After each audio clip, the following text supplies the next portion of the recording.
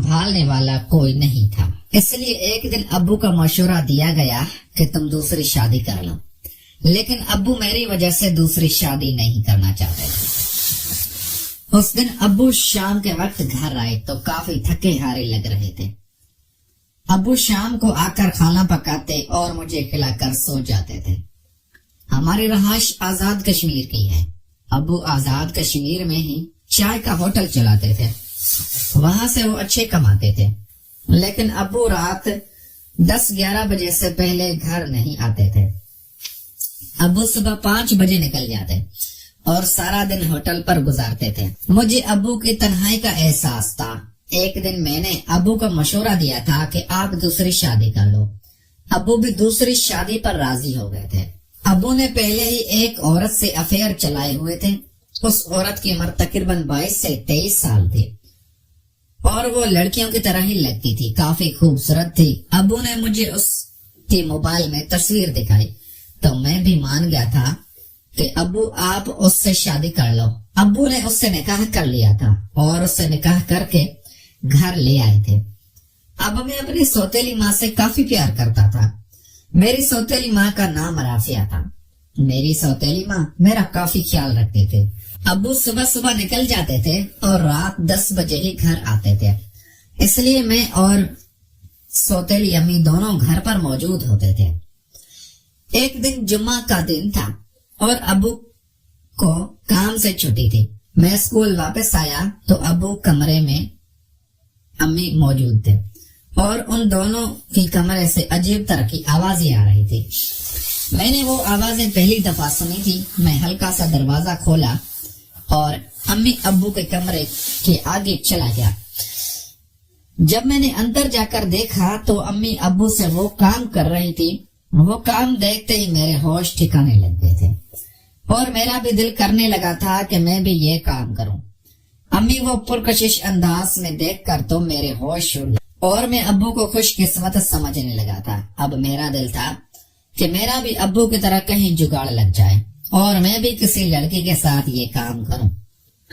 लेकिन मेरे लिए ये काम काफी मुश्किल था क्योंकि मैं 16 साल का था और मुझे इस काम में इतना तजुर्बा नहीं था। अब्बू काम पर चले गए तो अगले दिन मैं स्कूल से वापस आया। मेरी सौतेली अम्मी राफिया घर में ही मौजूद थी। उसने मेरे लिए अच्छा सा खाना बनाया और खाना बनाकर मेरे पास आ गए थे। मैंने खाना खाते हुए अम्मी की तरफ देखा तो वो बहुत खूबसूरत लग रही थी। उन्होंने दुपट्टा नहीं पहना हुआ था और उनके नशीबो फराज मेरे सामने वाज़ेह नजर आ रहे थे। मेरा दिल कर रहा था कि मैं अभी अम्मियों को पकड़कर उसके साथ शुरू हो जाऊं और उसके साथ वो खेल खेलूं, लेकिन मेरा दिल था कि मैं अभी थोड़ा वक्त रुक जाऊं और अम्मी के रिएक्शन का इंतजार करूं। अम्मी ने मुझसे पूछा कि हारिस बेटा क्या बात है, आप इतनी तरसी निगाहों से मुझे देख रही हैं।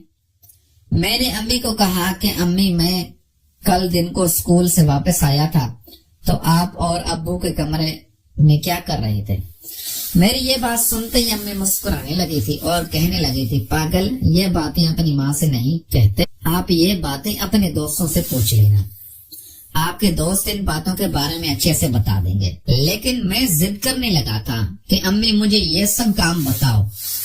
मैं इतना भोला था कि अम्मी मेरे इस अंदाज पर हंसने लगी थी और कहने लगी थी, चलो किसी फारिग वक्त में मैं तुमको ये सब कुछ समझा दूंगी।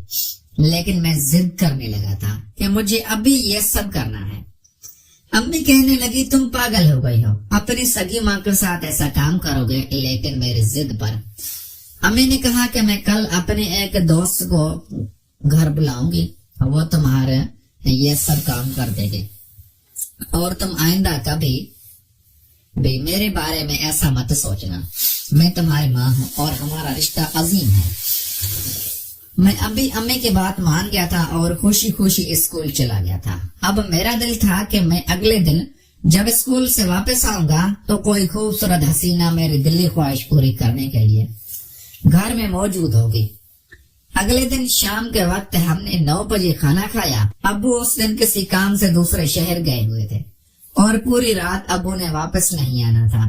मैंने अम्मी से उस औरत के बारे में पूछा कि जो मेरी खुशी पूरी करने के लिए आएगी अम्मी ने कहा कि आप अपने कमरे में जाओ और रात के 10 बजे अपना बल्ब बंद कर देना। वो औरत हमारे घर आ जाएगी और मैं उसको तुम्हारे कमरे में भेज दूंगी। मैंने ऐसा ही किया और अपने कमरे में खाना खाकर चला गया था।